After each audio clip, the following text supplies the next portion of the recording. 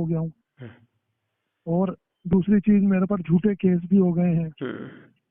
हर तरह से मैं बहुत डिस्टर्ब चल रहा हूँ। पिछले 7-8 साल से तो वनवास की स्थिति है। ये आपके सर के पास तरंगे वगैरह महसूस होती है कि नहीं होती?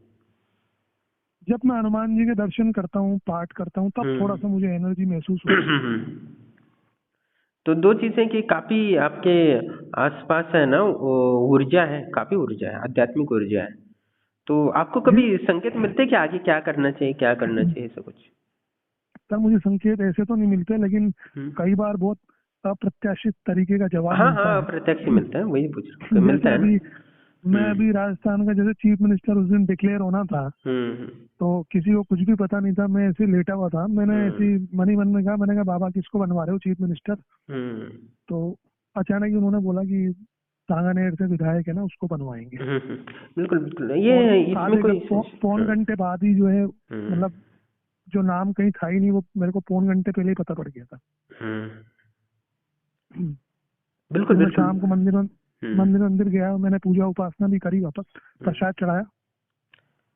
पर ये सब कुछ कभी कभी होता है, लेकिन मेरे साथ तो देखो, स्थिति दो चीज है, आपके पास आध्यात्मिक ऊर्जा काफी है, बहुत है। आपकी संकल्प शक्ति हो, पूर्वानुगमन हो, या निर्णय लेने की क्षमता भी काफी है। पर पिछले जन्म से आपको एक दोष लगा है, ठीक है? तो ये सारी चीजें आपको ये दिक्कत दे रही है, वो पिछले जन्म के कारण, के दोष के कारण, ठीक है?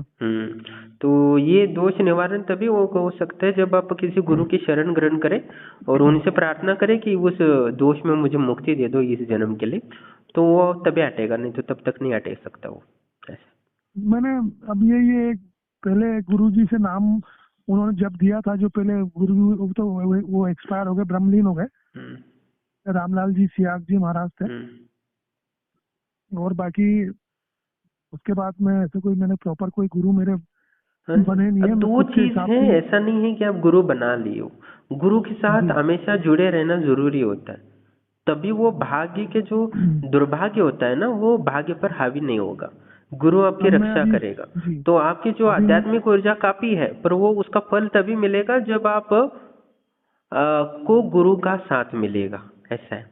क्योंकि आपका जो आध्यात्मिक ऊर्जा है वो आपके दुर्भाग्य को हटा नहीं सकता, क्योंकि जब तक वो गुरु का संकल्प नहीं लगेगा, ठीक है? क्योंकि मैं भी अभी क्या काफी साधना करने की भी सोच रहा था। नहीं, मैं ये बोल रहा, फिर भी सोच नहीं रहे हो आप। आपके पास आध्यात्मिक ऊर्जा है, साधना की ऊर्जा है, पर जो आपका दुर्भाग्य है, पाप कर्म है, उसे प्रारब्ध भी कह सकते हो, वो तभी हटेगा जब आपके साथ गुरु हो, ठीक है? तो आप किसी को गुरु के साथ में रखो, तो ही आप आपके परिस्थितियां से आप जीत पाओगे, क्योंकि आपके पास ऊर्जा है। युद्ध में क्या है, आपके पास ज्यादा शक्ति होने से, बुद्धि होने से जीत नहीं सकते, आपके पास भाग्य भी होना चाहिए। नहीं तो प्रारब्ध में लिखा है कि युद्ध हारना है तो कोई ना कोई कारण बन ही जाता है, जैसे रावण हो या कंस हो, ठीक?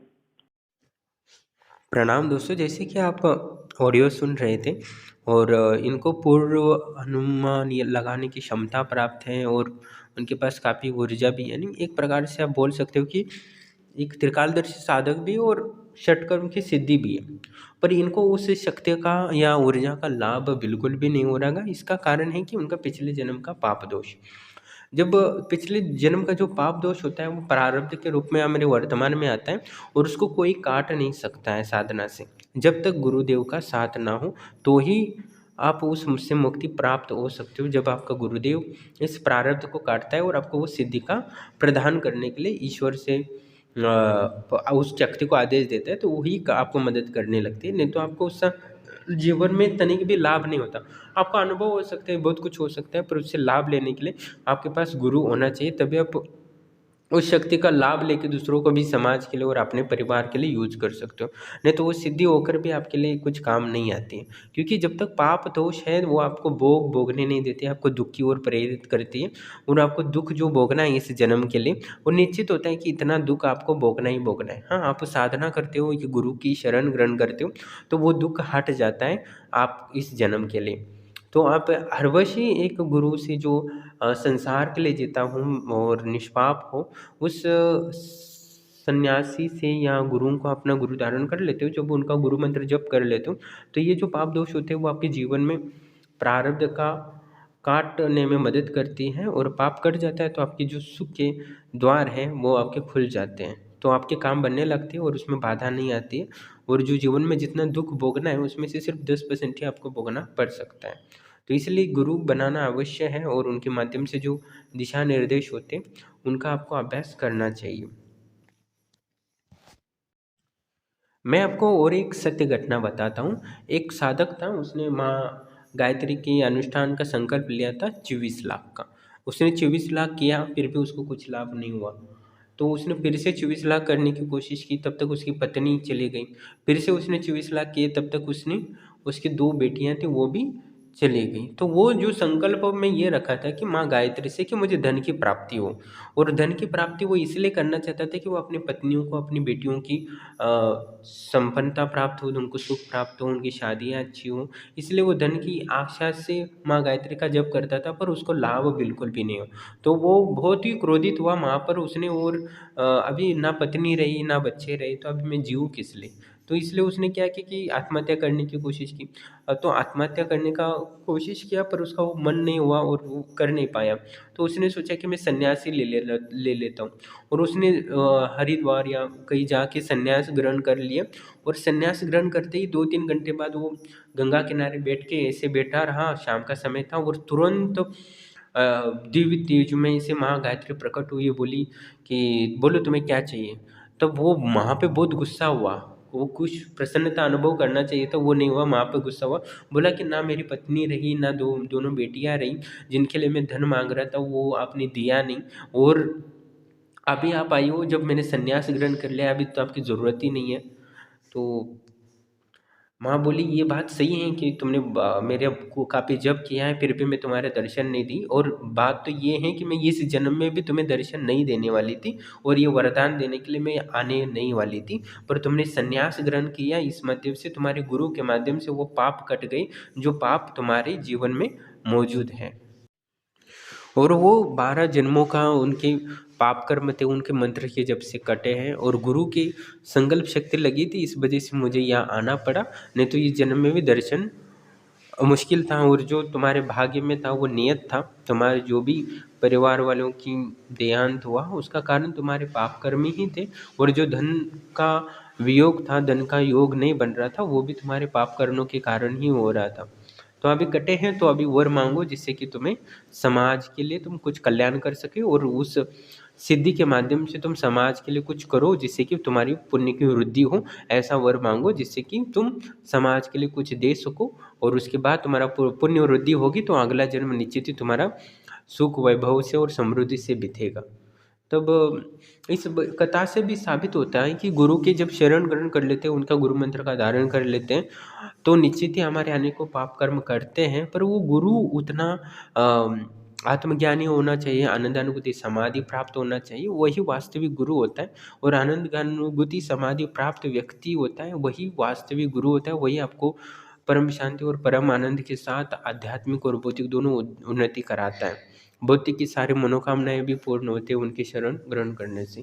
तो इसमें कोई संशय नहीं है। और हमारे जो देवी देवताओं का मंत्र का ऊर्जा है वो हमें काम आता है। नहीं तो आप कई किसी भी छोटे मोटे यूट्यूबर की वीडियो देखकर या उनसे से प्रभावित होकर, उससे झूठ से प्रभावित होकर आप से मंत्र लोगे, तो उससे आपके जीवन परिवर्तन नहीं होने वाला, इसमें कोई भी संशय नहीं है। तो आपको सन्यासी जो व्यक्ति होते हैं उन्हीं से दीक्षा लेना है, और उन्हीं के सानिध्य में अब उन्होंने भले ही ज़्यादा उन्होंने उम्र ना हो, कम उम्र हो, तो भी सन्यासी वो प्रणाम करने के लायक है, क्योंकि उनकी परंपरा होती है वो हज़ारों सालों से चल रही होती है।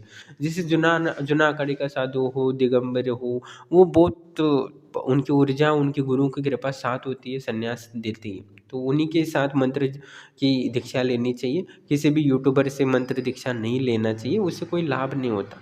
लाभ होता है तो मुझे कोई दिक्कत नहीं, उनसे ले सकते हो। और जीवन को अनेकों बातें होती है जो साधनाओं का, ऊर्जाओं का लाभ लेने की ज़रूरत होती है। इतना नहीं है कि आप मंत्र जप कर लो और उससे लाभ होने लगे। मैं नहीं बोलता कि उसके नुक लाभ नहीं होता, वो लाभ होगा, पर जो आप चाहते हो वो नहीं मिलेगा, पर कुछ ना कुछ मिल ही जाएगा, ऐसा है। तो जो चाहते हो वही प्राप्त करना है, तो आपको गुरु की शरण ग्रहण कर लेनी चाहिए। और उसके माध्यम से आपको गुरु से प्राप्त करने से, दीक्षा लेने से कोई मतलब नहीं होता, उनसे जुड़े रहना होता है। वो जो साधनाएँ बताते हैं, उन साधना को फॉलो करते करते धीरे धीरे जाना चाहिए, क्योंकि उनके पास जो देवी शक्तियाँ होती हैं वो बताते हैं कि कौन सा ग्रह दोष लगा है, क्या होगा रहा है, जिसके कारण तो आपके जीवन में तकलीफें आ रही हैं, तो उसी वही साधनाएँ वो कराते हैं। जैसे मैं किसी को देवी देवताओं की साधना देता हूँ तो नवग्रहों की भी किसी एक ग्रह की, जैसे सूर्य की हो, चंद्र की हो, या शनि की हो, या राहु केतु की, वो भी साधना बीच में दे ही देता हूँ। भले वो यक्षिणी सिद्धि के लिए आया हो, माँ मातंगी की सिद्धि के लिए आया हो, पर उसका ग्रह कमजोर दिखता है तो मैं वो भी साधना उससे करा लेता हूँ, जिससे कि उसकी जीवन में कोई बाधा ना आए और वो संपन्नता और सुख की प्राप्ति कर सके। तो बहुत सारी बातें होती है जो हमें साधनाओं से लाभ लेने के लिए ध्यान रखना पड़ता है। वो सारी चीज़ें गुरु ही बता सकता है, जो त्रिकालदर्शी हो और आनंद अनुभूति समाधि प्राप्त हो, क्योंकि उसके पास ऊर्जा भी होगी और देखने की क्षमता होगी, तो निश्चित ही आपको वो सफलता दे सकता है। तो अनेकों कर्म होते हैं, तो किसी कर्म के कारण अच्छे कर्म हो तो 1 घंटे में भी सिद्धि मिल सकती है, वो भी सामने प्रत्यक्ष हो सकती है, और देवी बोल सकती है बोलो वरदान क्या चाहिए। ऐसा होता है, ऐसा नहीं है कि हज़ारों साल लगते हैं, 2 साल लगते हैं, 1 साल लगता है, 1 घंटे में भी हो सकता है। पर आप वो प्रयास करोगे, उतनी योगिक क्रियाएँ वगैरह होती है जो 1 घंटे में आपके सारे पापों को नाश कर देती है और वो उस ऊर्जा को प्राप्त करा देती है, जिससे कि शक्तियाँ सामने खड़े रहती है और उनसे हम दिव्य ज्ञान की प्राप्ति कर सकते हैं, जिससे हजारों आने वाले जन्मों के दुख नष्ट हो जाते हैं। एक जन्म के दुख क्या, अनेकों जन्मों के दुख आने वाले उनको नष्ट कर देती है। इसलिए आपको विशेष गुरु की खोज करनी चाहिए और उनसे ज्ञान प्राप्ति की लालसा रखनी चाहिए, और स्वतः ही आपके जीवन के दुख यूं ही नष्ट होते हैं, क्योंकि हर जो गुरु होता है वो चाहता है कि अपनी शिष्यों के जो भी जुड़े हैं उनका दुख नष्ट हो जाए, और उनके दुख नष्ट करता है तो परमात्मा उस गुरु को भी ऊर्जा प्रदान कर देता है, जिससे कि वो मुक्ति के परम मार्ग को प्राप्त कर लेता है, यानी आनंद अनुभूति समाधि प्राप्त कर लेता है। तो आनंद अनुभूति समाधि प्राप्त करने के लिए भी अपार पुण्य की ज़रूरत होती है। वो आपकी सेवा करके ही, गुरु आपकी सेवा करके परमात्मा को खुश करता है, और आप गुरु की सेवा करके परमात्मा को खुश करते हो। तो इस माध्यम से दोनों को ईश्वरीय ऊर्जा प्राप्ति होती है, और ऐश्वर्य और ज्ञान जहाँ होता है वही संपन्नता और सुख और समृद्धि महसूस होती है, वही आनंद रहता है, और वही आनंद अनुभूति समाधि प्राप्त हो सकती है। धन्यवाद।